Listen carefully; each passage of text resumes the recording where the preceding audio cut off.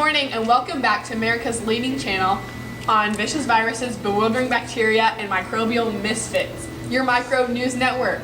I'm Catherine and this here is my co-host Sam. Today, mumps is our focus, and an outbreak of this virus at Temple University has caught our attention. The symptoms of the virus are flu-like, a fever and respiratory problems will ensue, and the salivary glands may swell. The vaccine for mumps is administered as a child, and usually that's enough for immunity throughout your entire life. The mumps virus is in the Paramyxoviridae family, which is a family that has similar viruses such as rubella. The mumps is a retrovirus, meaning that the nucleic acid inside of the capsid is RNA. This RNA strand has over 15,000 nucleotides on it, or roughly 5,000 codons. The mumps is a spherical virus, courtesy of the picture by the CDC, and it is studded by glycoprotein tubercles, which are the sites which the virus will bind to its host cell and insert its RNA. The virus spreads with the direct contact of salivary liquids and respiratory liquids such as saliva, and these can spread via talking, coughing, sneezing, or sharing items that have saliva on them, such as water bottles or instruments. The virus is most likely to spread a few days before the swelling of the salivary glands and a few days after the swelling of the salivary glands. That's it. We have an on-site reporter of the CDC to tell us some of the details behind the mumps virus. Ariel, what info have you received on the scene? Thank you, Sam and Catherine. I'm now reporting live in front of the Center for Disease and Control Prevention. Here they are researching the causes of this big outbreak at Temple University. Based off of the information that the CDC has released, some symptoms of mumps can be severe swelling in the neck and cheeks, headache, fever, muscle aches, and in some cases, deafness can occur. Mumps live in the salivary glands of the body, located near the ears. It can be transferred through direct contact of saliva or respiratory droplets from the mouth, nose, or throat. Around 2 out of 10 people with the mumps virus show no symptoms. Some complications that can occur from the disease can be an inflamed pancreas, hearing loss, viral meningitis, and a few other rare complications. Further information should be given to our news firm. I will make sure to keep you updated. Thanks, Ariel. Now let's talk about your safety. There is no treatment for mumps, as it is a virus that cannot be treated by antibiotics. However, if you come down with what may be the mumps, isolate yourself and call your doctor immediately. The best treatment for the mumps is rest and over-the-counter drugs for pain. There isn't a specific treatment for the mumps. There's a lot that can be done to prevent it in the first place. First of all, get vaccinated. 85% of all people who get the mumps vaccine are adequately protected from the virus. Furthermore, those who get the virus and have been vaccinated face symptoms that are much less severe than those who do not receive the vaccine in the first place.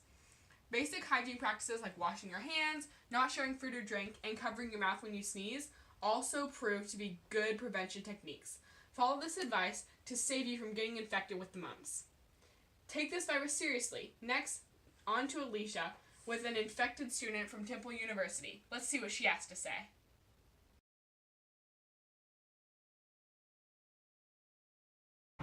Coming to you live from CDC as head interviewer, and right now I'm at Temple University, as you can see from behind me. I'm here to tell you about some basic national facts about the mumps virus.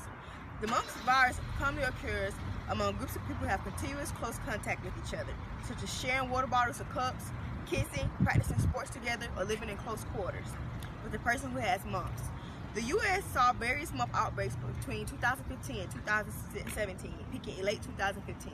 There were 150 outbreaks between January 2016 and June 2017, which resulted in 9,200 reported cases.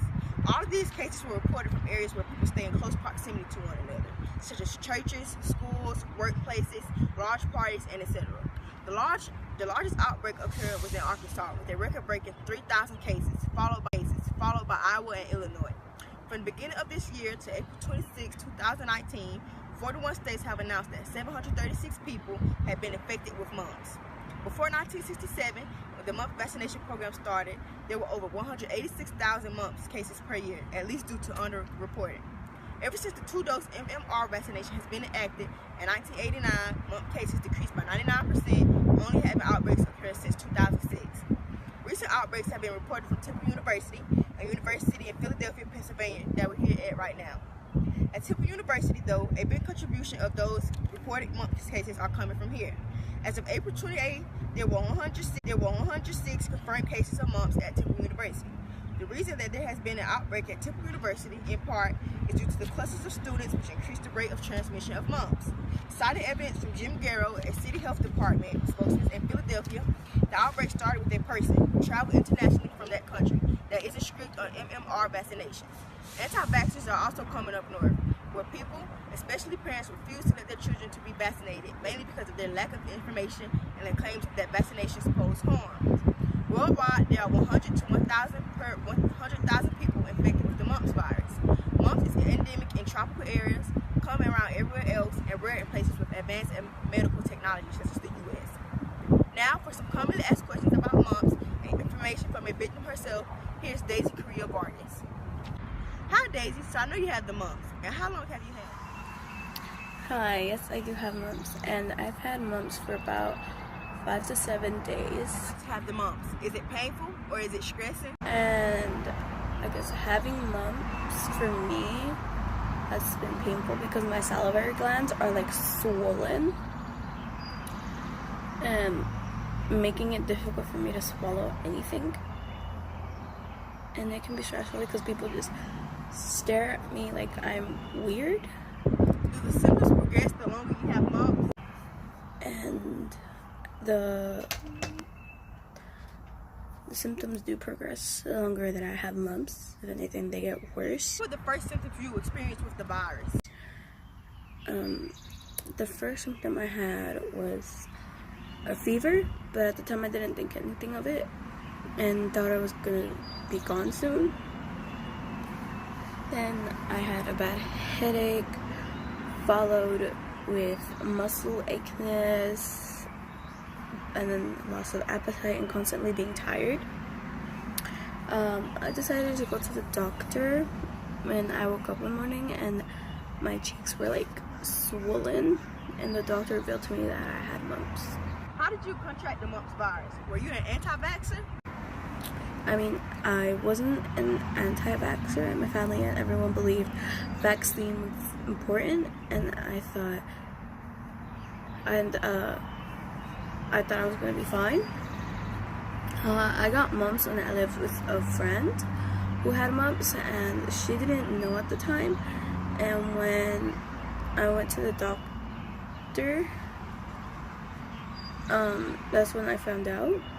So I suggested she go see a doctor too, and she did, and she came back and she had mumps, but she never got swollen salivary glands. I guess she was lucky. You attended Temple University at the time of the outbreak, or are you completely unaware of the situation?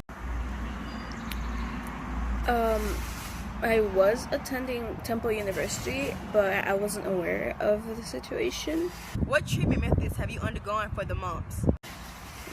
Currently, I'm not undergoing any treatment, but I was given like aspirin for the fever and the pain. Actually, there's one thing you have to say to people who are at risk of getting the mumps. What are your tips to prevent? If there was anything I'd like to say of people who are at risk of getting mumps, I would be go to the doctor immediately if you have any of the symptoms. It's like better safe than sorry. And also make sure you have your vaccines too to help prevent it. Thank you, Alicia. This concludes our special coverage on the mumps virus outbreak at Temple University. As a reminder, mumps is spread by a retrovirus via saliva and respiratory liquids. A vaccination is the #1 recommendation, but washing your hands and not sharing drinks is also good prevention. We thank the viewers for their constant support, and we thank you for tuning in. Until next time on the Microbe News Network, your choice for the latest info on protists, viruses, and bacteria.